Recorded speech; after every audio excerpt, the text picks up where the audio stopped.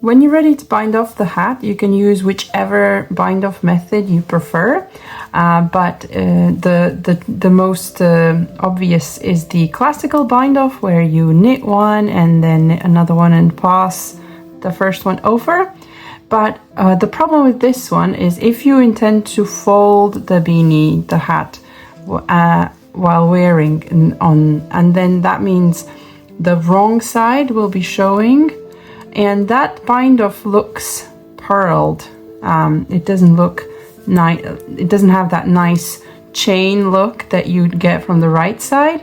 So you could, if you wanted to turn it inside out and work it in the other direction, if you wanted to fold the beanie and make it look like that. But there's an alternative bind off method called the Grandma's Favorite bind off that you can do on the wrong side, and it will appear as if you did the classical bind off on the other side. So here's how it goes.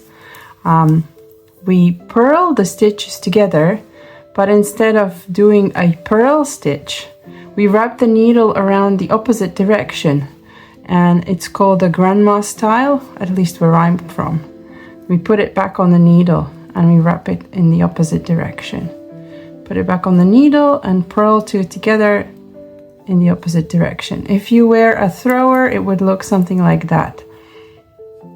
Instead of wrapping it around like usually, you do it from top to bottom. Pass it back on there. Bottom to top. I'm saying things that I don't mean. So put it on there and from bottom to top, or I guess it's clockwise. Oops, it escaped me. And what am I doing here? Anyways, yes, you can now turn it around and see that it looks like a nice little chain, and that is looking much better if you use the classical one. If that is all applicable if you intend to fold the hat while wearing. If you don't intend to fold it, then you would end up with this pearl bump looking side on the outside, and it's probably not what you want.